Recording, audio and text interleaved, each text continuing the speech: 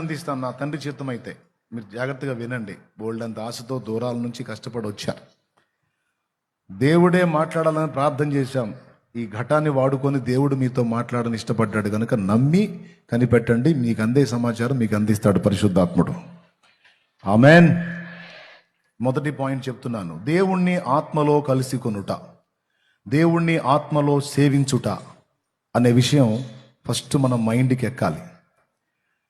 ఇస్కరియోతు యోధ యేసు ప్రభు దగ్గరే ఉన్నాడు, కానీ శారీరకంగా దగ్గరలో ఉన్నాడు, కానీ వాడు ఆత్మలో కలుసుకోవాలా. కానీ మిగిలిన భక్తులు యేసు ప్రభుతో ఉన్నారు, ఆయన్ని ఆత్మలో కలుసుకున్నారు, ఆయన్ని కాస్తో కూస్తో తెలుసుకున్నారు సమీపంగా. నేను అంటున్నాను, ఒక వ్యక్తి ఎందుకు అవిశ్వాసిగా మారిపోతున్నాడు, ఒక వ్యక్తి ఎందుకు లోకస్తుడిగా మారిపోతున్నాడు? వాడు చర్చికి వచ్చాడు, ప్రకటించాడు, సువార్త చేశాడు, సేవ చేశాడు, మళ్ళీ ఎందుకు వాడు అన్యుడైపోయాడంటే వాడు శారీరకంగా ఇవన్నీ చేశాడు, కానీ నిజంగా ఒరిజినల్గా వాడు ఆత్మలో దేవుణ్ణి కలుసుకోవాలా.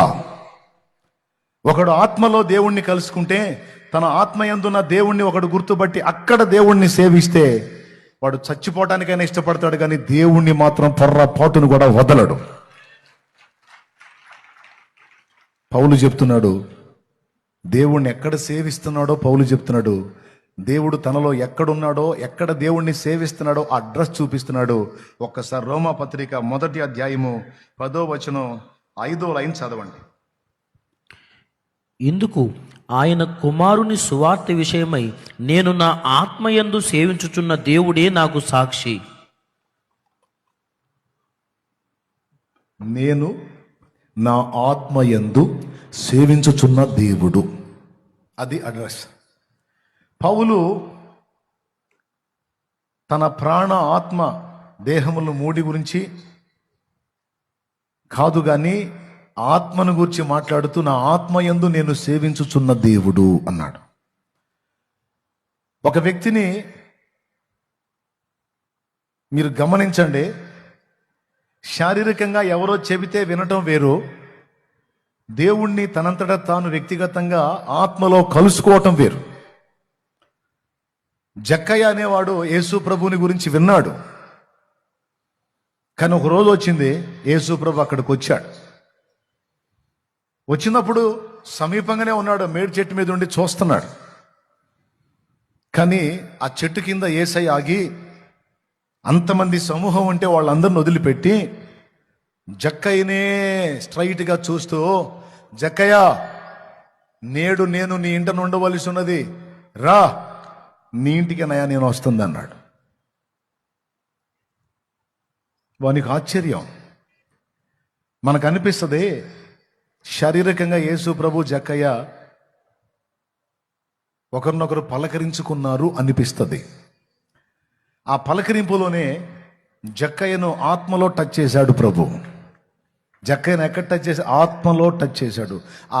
ఆ స్పర్శ ఎంత పని చేసిందంటే జక్కయ్యలో విప్లవాత్మకమైన మార్పు ఇన్స్టాల్మెంట్లో కాదు, ఇన్స్టంట్గా కదిలింది. ఇన్స్టంట్. దేవునికి స్తోత్రం. అప్పటిదాకా సమాజానికి కంటకుడు, ఆ సమాజం మొత్తం చేత పాపేన మనుషుడు అనిపించుకున్నవాడు ఎప్పుడైతే యేసును కలుసుకున్నాడో, చూడటానికేమో 2 శరీరాలు దగ్గర ఉన్నట్టున్నాయి, కానీ కాదు, జక్కయ్య తన ఆత్మలో యేసయ్యను కలుసుకున్నాడు. అది కూడా తానున్న ప్రదేశం నుంచి ఇంటికి వెళ్ళేసరికి తనలో పరివర్తన అనేది స్టార్ట్ అయ్యి ఏమన్నాడు తెలుసా? అప్పటిదాకా సమాజ కంటకుడు జస్ట్ గంటల వ్యవధిలోనే సమాజంలో జక్కయ్య లాంటి వాడు లేడురా అనిపించుకున్నాడు. అప్పటిదాకా సమాజం మొత్తం చేత పాపి పాపి పాపి, చండాలు పోడు, చెడిపోయినోడు, ముక్కుబిండు వసూలు చేస్తాడు, దుర్మార్గుడు, జాలి లేనోడు, కనికరం లేనోడు, ఎవడెట్టన్నా సావండి, నా రూపాయి నాకు కావాలి, రూపాయే నా పాపాయి అనుకుంటా తిరిగేవాడు, మూర్ఖుడు, దుర్మార్గుడు, అట్ట అంటాడు. ఎన్ని కావాలంటే అని అనొచ్చు. ఎన్ని బిరుదులు ఇచ్చారో ఆయనకు పాపం.